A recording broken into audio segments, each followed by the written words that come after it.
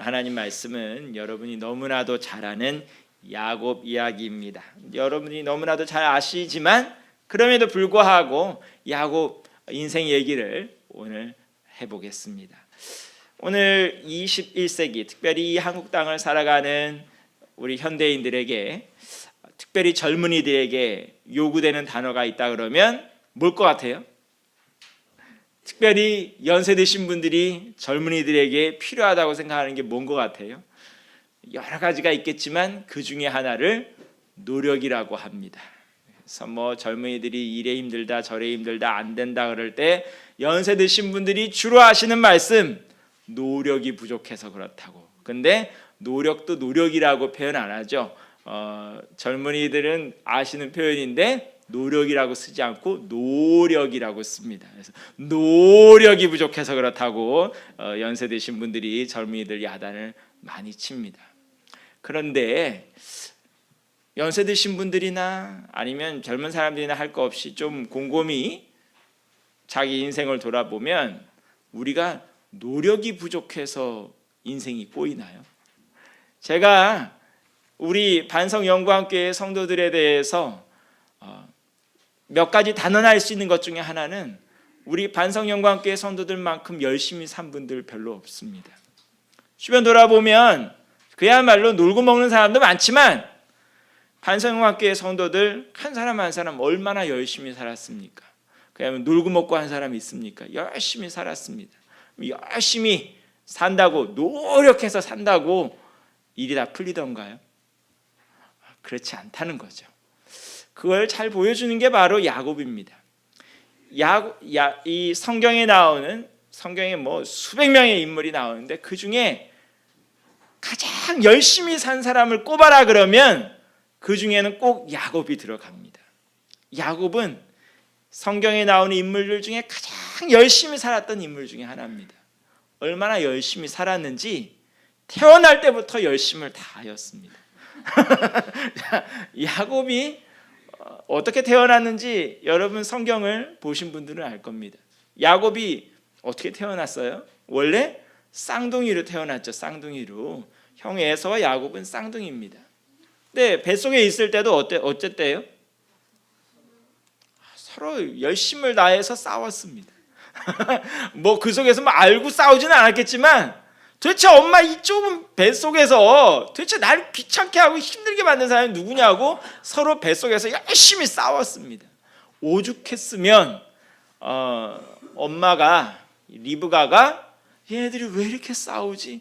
고민을 하니까 어느 하나님의 사람이 얘기를 해주죠. 뭐라고 얘기해줘요?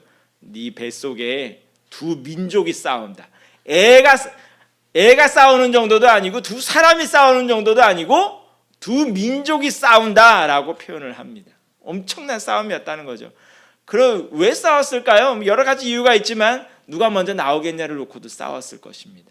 그래서 어쨌든 우여곡절 끝에 나왔는데 안타깝게도 먼저 나온 사람이 있었는데 그 이름이 에서고 뒤에 나온 인물이 바로 야곱입니다. 그런데 바로 그 뒤에 나왔다는 이름, 그 이유 하나 때문에 장자가 되지 못했습니다. 정확히 말해서는 날짜도 똑같은데 얼마나 차이 나는지 알 수도 없는데, 몇 시간 뒤에 나왔는지 몇 분 뒤에 나왔는지 알 수도 없는데 그 차이 때문에 먼저 나온 에서는 장자가 되고 자기는 차남이 되어서 장자의 권리를 잃었습니다. 그 상황에서 야곱은 어떻게 살았을까요? 많은 분들이 좀 오해라고 해야 되나 아니면 좀 선입견이라고나 해야 되나 하는 것 중에 하나가 뭐냐면, 야곱은 비리비리하고 자기 말도 제대로 못하고 뭔가 맨날 의기소침하고 이런 걸로 자꾸 생각을 하는데, 제가 보기에는 그렇다기보다는 오히려 아버지의 영향을 많이 받지 않았나 싶습니다. 아버지 이삭의 성격이 어땠냐 하면요, 굉장히 사람이 유해요. 웬만하면 싸우려고 하질 않아요. 그래서 그것도 여러 가지 이유가 있을 텐데 아버지 이삭만 하더라도 그 아버지, 그러니까 야곱으로 치면 할아버지와 나이가 몇 살이나 차이 났을까요? 100살, 한 세기가 차이 났거든요. 그 정도 차이가 나면 사춘기를 겪어도 반항을 하고 싶어도 반항하기가 좀 힘듭니다. 자기 아빠가 자기보다 100년이나 앞서 있는데 그 아빠 보러 아들이 행패를 부리고 투정을 부리려고 해봤자 한계가 있습니다.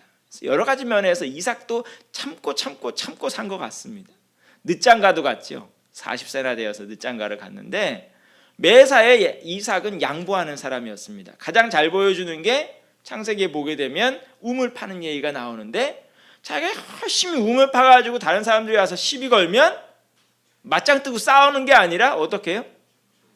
가지세요. 그러고서는 또 딴 데 가서 또 우물 파고 또 딴 데 가서 우물 파고 하던 사람이 바로 이삭입니다. 그 밑에서 나온 야곱이 성격이 비슷했던 것 같습니다.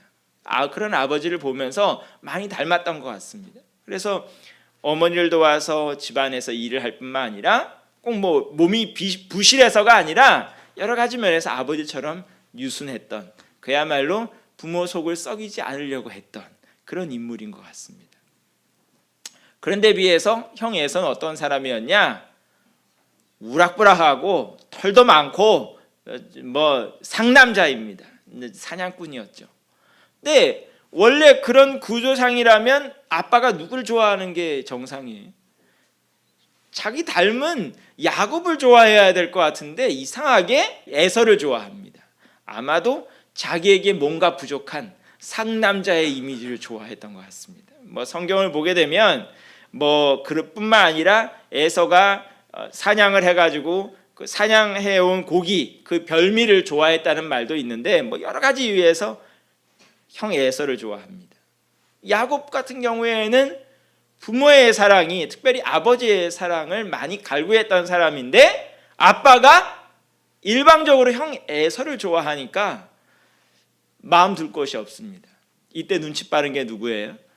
엄마 리브가. 엄마 리브가는 성경에 그려지는 모습을 보면 굉장히 당찬 여자입니다. 왜냐하면 그 야곱의 아빠 이삭하고 결혼하게 되는 그 과정에서도 보면 아브라함이 종을 시켜서 리브가를 섭외해 오는데, 섭외했다고 표현하는 이유는 여러분들이 성경 읽어보시면 압니다. 뭐 가까운 동네에서 데려온 것도 아니고 먼 동네에서 아주 정상적이지 않은 방법으로 사실상 섭외를 해 오는데 그 과정에서 너 어디 떨어져 있는지도 모르는 저 멀리 떨어져 있는 저 아브라함 집에 갈래 안 갈래 했을 때 결정한 게 누구였을 것 같아요? 그 당시에는 보통 결혼 결정권이 누구에게 있느냐 하면 아버지에게 있는데 결정은 리브가가 했습니다. 자기 자신이 그 당사자가, 결혼 당사자 처녀가 나 시집 갈래요 하고 결정을 내린 겁니다. 그만큼 당찬 여자고 머리가 아주 빨리빨리 돌아가는 여자죠. 야곱이 마음 못 붙이고 헤매고 있으니까 재빨리 야곱을 품습니다. 야곱이 집안에서 집안일 도왔던 이유 중에 하나도 아마 그거였을 것입니다. 뭐 얘라고 밖에 나가서 놀기 싫어서가 아니라 마음 둘 곳이 없는 야곱을 그야말로 품어주고 이끌어줬던 사람이 엄마이기에 엄마 곁에 늘 쫄쫄 따라다녔던 것 같습니다. 그러다 보니까 엄마 곁에서 음식도 배우고, 요즘 같았으면 별로 문제될 게 없는데, 왜요? 요즘은 남자 셰프도 많잖아요. 문제될 게 없는데 과거 수천 년 전에 남자답지 않게 천막에 장막에 거하면서 요리도 배우고 집안일도 하는 그런 야곱이었습니다. 그런데 마음속에는 항상 뭐가 있어요? 아버지에 대한 열망이 있고, 특별히 형님에게 빼앗기다시피 한 장자권, 장자로서의 그런 어떤 지위와 그런 뭐 누릴 수 있는 그 모든 것을 사모하는 마음이 있는데 마음속에 꾹 눌러두기만 하는데 너무나도 장자권을 사모하니까 어느 날 형 에서하고 단판을 짓죠. 어떤 단판을 지어요? 형 에서가 사냥 돌아와서 배가 고파가지고 야, 좀 먹을 것 좀 달라.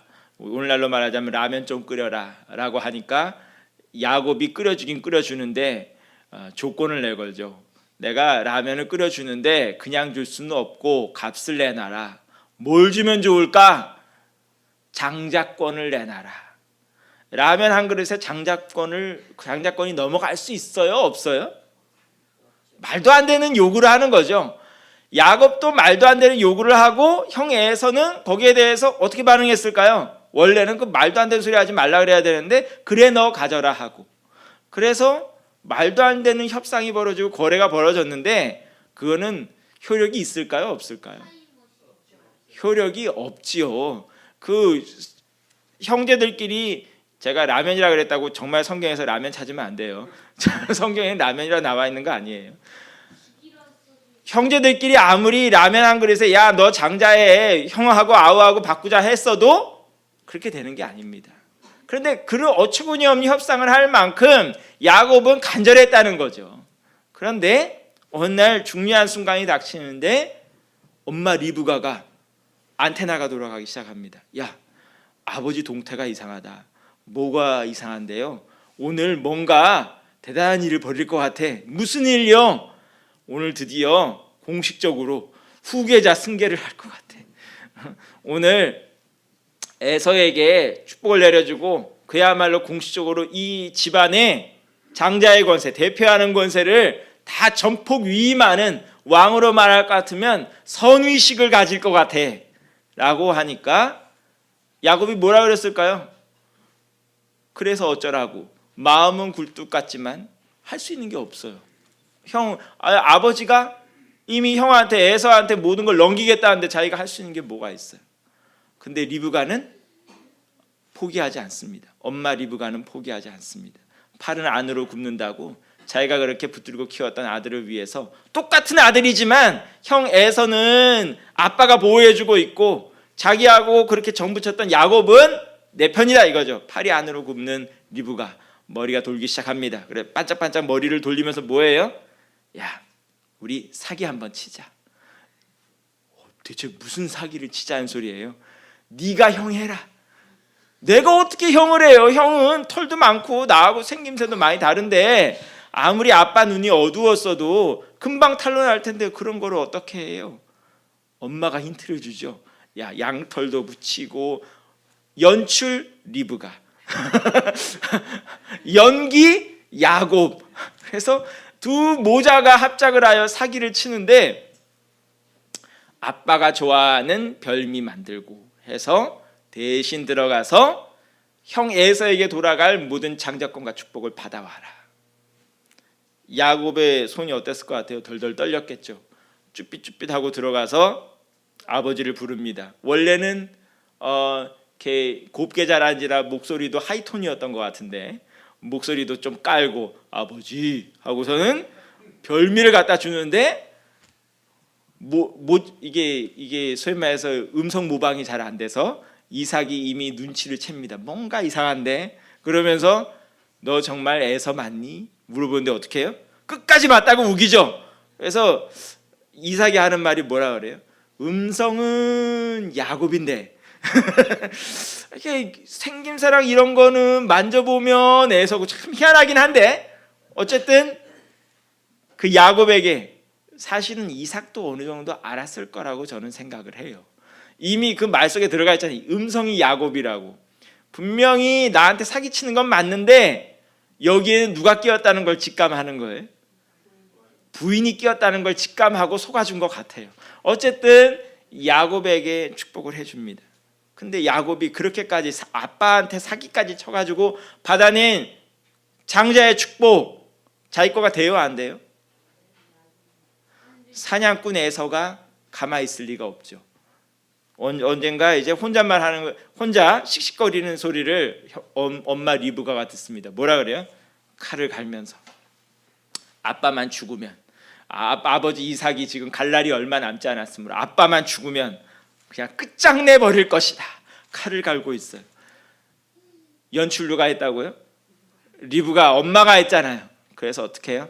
야, 이대로 둬서는 안 되겠다. 그래서 또다시 남편한테 들어가서 또다시 이제 판을 벌입니다. 어떤 판을 벌여요? 에서가 고른 여자들, 만나는 여자들마다 보니까 별로 마음에 안 듭니다. 내가 아끼는 이 야곱만큼은 색시를 제대로 골라야 될 것 같습니다. 그러면서 색시 고른다는 핑계 아래 야곱을 저 멀리 자기 친정집으로 보냅니다. 졸지에 뭐가 되느냐 하면 도망자가 됐습니다. 가는데 뭘 바리바리 싸간 것도 아니에요. 오늘 성경을 보게 되면 호롤단신으로 별로 챙긴 것도 없이 올라갑니다. 먼 길을 올라가는데 얼마나 외로웠는지 들판에서 잘 때도 뭐 베고 잤대요? 돌베개를 베고 잤다고 그러는데 돌베개 베보셨어요? 돌베개 베고 잠이 올 것 같아요? 안 올 것 같아요? 여러분들이 돌베개를 한 번이라도 베보고 잘 다듬은 맨질맨질한 돌베개 말고 그야말로 거친 들판에서 나뒹구르는 돌멩이 베고 한 번이라도 자보시고 야곱의 심정을 생각해 보세요. 잠이 잘 안 와요. 머리에 베기고 얼마나 아픈데 그거 어떻게 자겠어요, 그렇죠? 근데 그렇게나 밖에 잘 수 없는 상황이 바로 야곱의 상황이었다고요. 그때 누가 나타났을 것 같아요? 바로 하나님께서 나타납니다. 나타나서 뭐라 그럴까요? 천사가 하나님이 나타나는데 어떤 모습으로 나타나냐면 하늘에서 사다리가 쫙 내려오고 그 사다리를 통해서 천사들이 오르락 내리락 한대요. 대체 걔네들은 왜 오르락 내리락 하고 있을까요? 순찰 돌고 있는 거죠. 교대 근무하고 있는 겁니다. 천사들이 오르락 내리락 하면서 순찰하고 있다고요. 뭘 순찰할 것 같아요? 야곱 지켜주는 거죠. 그러면서 그 사다리 꼭대기를 보니까 빛난 분이 계시는 거예요. 그러면서 뭐라 그래요? 내가 너 지켜줄 거야. 그 얘기 듣고 벌떡 일어나서 뭐 했을까요? 자기가 베고 자던 돌베개 세워놓고 기름 붓고 단을 쌓고 하나님 앞에 하나님께 약속을 하죠. 내가 다시 무사히 이 자리에 돌아올 수 있다면 이곳이 하나님의 제단이 되고 하나님 섬기는 곳이 되고 하나님 앞에 11조다 하고 할 말은 다 해요. 미래에 대해서 지금 못할 말이 뭐가 있겠어요, 그렇죠? 뭐든 할게요. 그러고 삼촌 라반 집에 올라가는데 라반 집에 올라가서도 순진한 야곱이 할 수 있는 게 뭐가 있을까요? 거기서도 순진한 야곱이 할 수 있는 거는 별로 없습니다. 더군다나 아직 젊은 피가 끓는 그런 젊은이 눈에 뭐가 들어와요? 예쁜 아가씨 들어오죠. 아가씨를 하필 골랐는데 그 아가씨가 누구냐? 자기 사촌이었어요. 자기 사촌. 오늘날로 말할 것 같으면 사랑해서는 안 될 관계인데 과거에는 그런 거 없습니다. 사랑하는 여인 라헬을 보았습니다. 거기 라반이 외삼촌 라반이 그 자기의 조카 야곱을 보고 처음에 어떻게 맞아줬대요? 기쁘게. 너무나도 기쁘게 잘하다 그러고 맞아줬는데 한 달쯤 거저 먹여주다 보니까 라반이 어떻게 뭐라고 말하더래요? 계약서 쓰자. 계약서 쓰자. 라반이 원래 어떤 사람이냐 하면 돈 무시하게 밝히는 사람입니다. 자기 여동생 시집 보낼 때도 돈 엄청 밝혔다는 것이 창세기에 나옵니다. 한 달쯤 조카 공으로 먹여주다 보니까 이게 아니라 이거죠. 조카라도 부려 먹어야 되겠다 이거죠. 그래서 계약서를 쓰는데 어떻게 계약을 해요? 야곱의 얘기를 먼저 들어봅니다. 야, 내가 너한테 뭘 해주면 좋을까? 낭만주의자 야곱은 다른 거 아무것도 바라는 게 없어요. 저 라헬, 제 사촌, 저 아름다운 아가씨, 그 아가씨를 내 아내로만 맞을 수 있다면 저는 뭐 다른 조건 필요 없습니다. 그랬더니 삼촌 라반이 어떻게 해요? 그러면 네 사촌 라헬을 아내로 맞이하려면 7년 동안 일을 해라. 내 밑에서 일을 해라.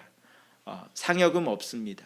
보너스 없고 그야말로 먹여주고 재워주긴 하겠지만 다른 거 아무것도 없고 이 아내를 위해서 오로지 7년을 바쳐라.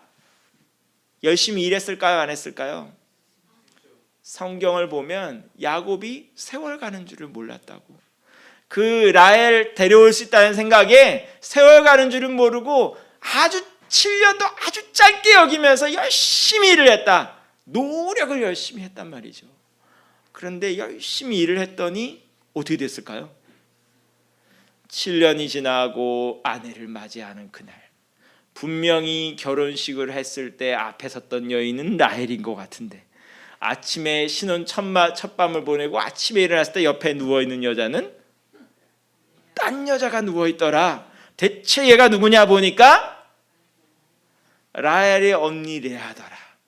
외삼촌한테 가서 따지죠. 우리 계약서대로 하자 그러면 라헬이 내 부인이 돼야 정상인데 왜 뜬금없는 언니가 들어옵니까? 그랬더니 원래 같았으면 라반이 뭐라 그래야 돼요?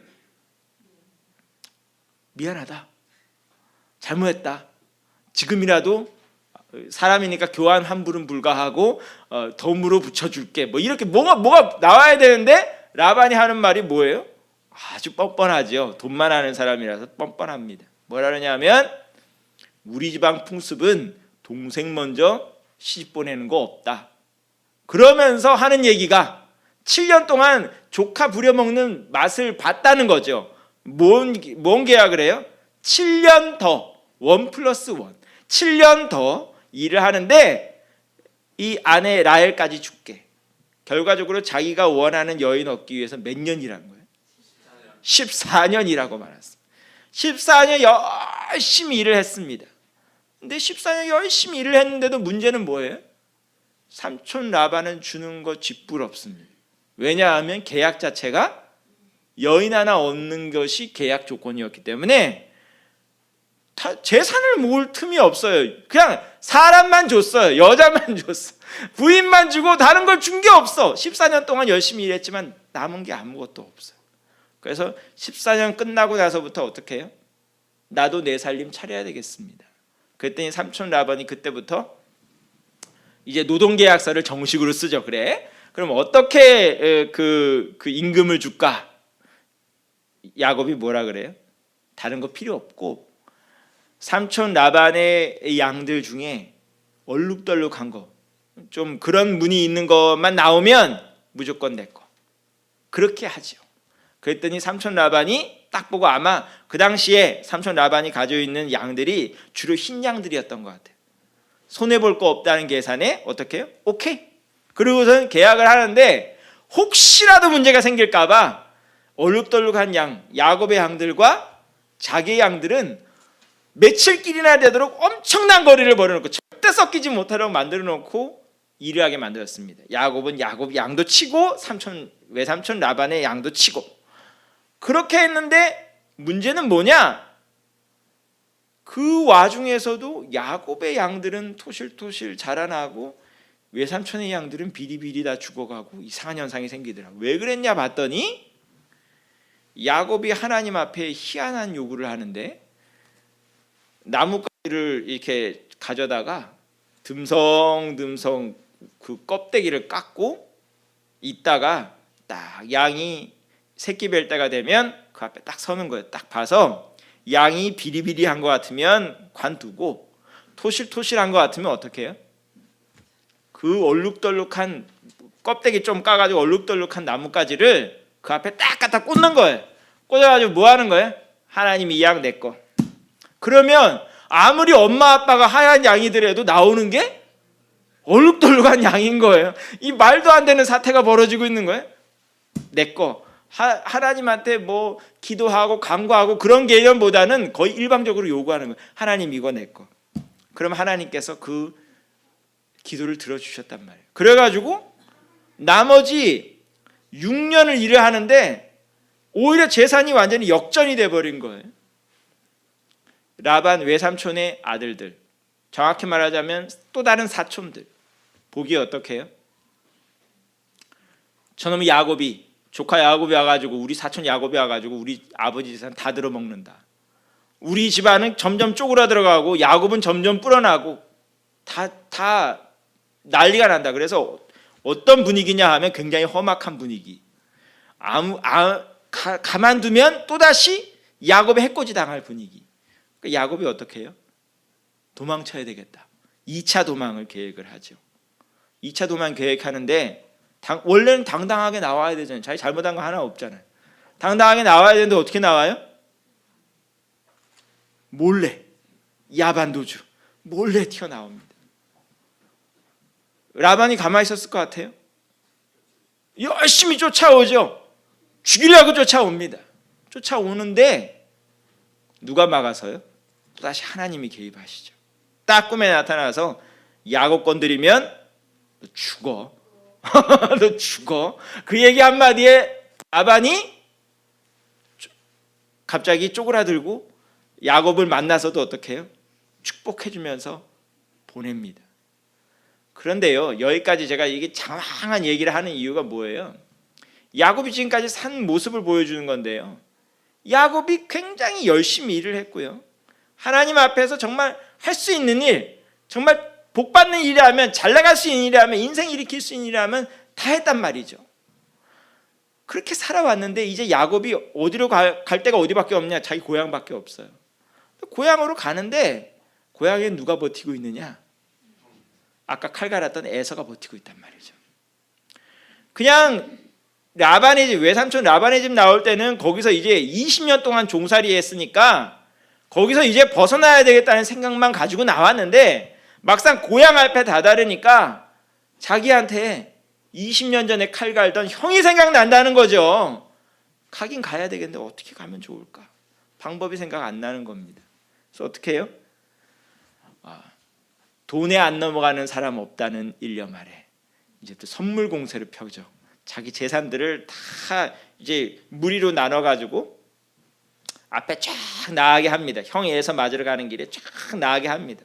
뭐 양들, 소들, 뭐 재물들 할 것 없이 쫙 앞에 줄 세우고 그 뒤에 자기는 맨 뒤에 서 있고, 그러면서 뭐라 그래요? 앞에 사람들 보러 할 말을 가르쳐줘. 뭐라고 얘기를 해요? 형이 에서를 만나거든 이 모든 것이 다 누구 거라고 해라? 다 에서 겁니다. 그러면서 뭐라는 거예요? 야곱은 저 뒤에 있습니다. 뭘까요? 이것 먹고 제발 화 좀 풀어라. 재물 가지고 마음 좀 풀고 다 네 거 해라. 그냥 내가 거기서 20년 동안 모아온 거 다 넣어줄 테니까 제발 좀 마음 좀 풀어라 하는 소리죠. 그렇게 해놓고 다 줄지어서 뇌물 공세를 다 하게 해놓고 자기는 맨 뒤에 서긴 섰는데, 그리고 나서 이제 자기 가족도 본격적으로 야복 나루를, 야복이라는 이 지천이죠. 요단강보다는 훨씬 작은 지천인데 우리 지금 서울로 말할 것 같으면 중랑천 정도 되는 거예요. 거기를 이제 건너야 되는데 자기 부인도 건네고 아들들도 건네고 다 건네는데 정작 자기는 건널 자신이 없어요. 고향에 갈 자신이 없어요. 그래서 재물도 다 앞에 가 있고 처자식도 다 앞에 가 있는데 자기만 개천 못 건너고 주저앉았습니다. 여기서 야곱이 할 수 있는 일 뭐 있을까요? 야곱이 할 수 있는 일 아무것도 없지요. 아무것도 없습니다. 다시 외삼촌 라반의 집으로 컴백할 수도 없고 형 에서를 맞닥뜨릴 자신도 없고, 안 그래도 또 들려오는 소리가 뭐예요? 형이 400명이나 되는 깡패 몰고 온다는 소리 들리고, 이렇게도 못하겠고 저렇게도 못하겠고 처자식도 다 버리고 자기 혼자 덩그러니 남았어요.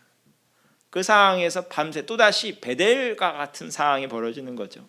호롤단신으로 들판에서 야복 나루에서 밤을 지내는데, 그렇게 지내는 것도 처량한데 누군가 깡패가 또 나타납니다. 깡패가 나타나서 어떻게 해요? 이유도 모르겠는데 자기 두들겨 패는 거예요. 대체 뭔진 모르겠어요. 대체 자기하고 우리 성경에는 씨름이라고 표현했는데 밤새 싸운 거예요. 이유도 모르겠고 밤새 싸웁니다. 그런데 밤새 이제 날이 틀려고, 동이 틀려고 하는 그 상황에서 이제 싸움을 끝내야 되겠다고 저쪽이 그러는 거예요. 야, 날이 새려고 그러니까 이제 여기서 싸움 끝내자. 억울해요, 안 억울해요? 이유도 모르고 상대가 누군지도 모르고 지금까지 싸웠는데 이제 가서 일방적으로 끝내자고? 그렇게는 안 되지. 그러면서 끝까지 물고 늘어지니까 상대방이 어떻게 해요? 반칙을 하는데 어디를 걷어차느냐? 어디를 걷어찼을 것 같아요? 남자한테 아주 중요한 데를 걷어차버리는 거죠. 우리나라 성경에는 지금 아주 완곡하게 표현하기 위해서 허벅지 관절이라고 표현을 했는데, 허벅지에 관절이 있어요, 없어요? 허벅지 살에 무슨 관절이 있어요, 그렇죠? 허벅지에 관절이 어디쯤 있을까요? 상상을 해보세요.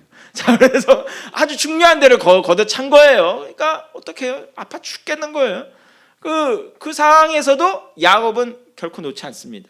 무슨 생각인지 모르지만 결코 놓지 않습니다. 그러면서 엉뚱한 얘기를 하는데 무슨 얘기를 할까요? 나를 축복해 주십시오. 지금 자기하고 밤새도록 싸운 깡패를 붙들고선 축복해달라는 게 이게 무슨 소리냐는 거죠. 그게 무슨 소리예요? 그만큼 절박하다는 소리입니다. 누구든 내 편 누구라도 있으면 좋겠다 이 소리죠. 지금 내 편이 아무도 없다는 거죠. 처자식이고 뭐고 간에 아무도 내 편이 아니고 나 혼자 남았는데 제발 내 편이 깡패라도 좋으니까 내 편이 돼달라 이 소리죠. 그 상황에서 뜬금없이 저쪽이 묻습니다. 저쪽이 누군지를 모르니까 저쪽이 묻습니다. 뭐라고 물어요? 네 이름이 뭐냐? 여러분 같았으면 뭐라고 반응할 것 같아요? 알아서 뭐 하려고? 그럼 넌 내 이름도 모르면서 지금 나하고 싸우냐는 거예요. 알아서 뭐 하려고? 그런데 야곱은 자기 이름을 말합니다. 제 이름은 사기꾼입니다. 야곱 뜻이 사기꾼이거든요. 제 이름은 사기꾼입니다. 그 얘기를 하면서 상대방이 이제 나중에 밝혀지는 게 그게 이제 하나님의 천사라고 하든 하나님이라고 하든 간에 어쨌든 보통 사람은 아니에요. 왜 물었을 것 같아요? 하나님이 네 이름이 무엇이냐? 자기 입으로 사기꾼이라는 것을 고백하게 만드는 거예요. 내가 지금까지 열심히 살았는데 열심히는 살았는데 그 산 것이 뭐 하면서 살았냐? 사기치면서 살았다 이 소리죠. 뭘 사기쳤어요? 첫째, 자기의 아버지한테 사기치고, 둘째, 사실상 라반에게도 사기친 거나 다름이 없어요. 좀 애매한 사기이긴 하지만 어떻게 해요? 나뭇가지 꽂았잖아요. 그렇죠? 이거 내 거. 하나님하고 꼭 리브가하고 비밀 뭔가 이 모의를 하듯 하나님하고도 비밀 모의를 한 거예요. 이거 내 거 했단 말이에요. 평생을 사기치면서 살았고 정상적으로 살지 않았고 대신 열심히 노력은 하면서 살았다 이 소리죠. 열심히 사기꾼으로 살았습니다. 고백하게 만듭니다. 그랬더니 상대방이 하는 얘기가 내가 너한테 새로운 이름을 줄게. 돈도 안 받고 장명을 해줍니다. 우리나라 같으면 돈 많이 받는데 제가 몇 년 전에도 보니까 어떤 분이 저한테 와서 자랑을 하더라고. 자기 이름 바뀌었다고. 왜 어떻게 바꿨냐고 그랬더니 장명서 가서 지었다고. 장명서 가서 뭐 지었는데 들어보니까 이 혀에도 잘 안 붙는 발음도 어려운 이상한 이름 지어오면서 그래 얼마나 들었는데요? 그랬더니 50만 원이 들었다고. 제가 그랬죠. 저는 더 저렴하게 해드릴 테니까 앞으로는 저한테 오시라고. 장명비도 안 받고 장명을 해주는데 이름이 뭘로 지어졌을까요? 이스라엘. 이스라엘 이름이 뭐예요? 따라해볼까요? 하나님과 싸워서 이겼다. 자기하고 싸운 사람이 누구라는 거예요? 하나님이라는 거죠. 근데 이겼어요, 졌어요? 이겼다고요? 자, 오늘의 퀴즈. 지금 야곱이 싸움에서 이겼어요, 졌어요?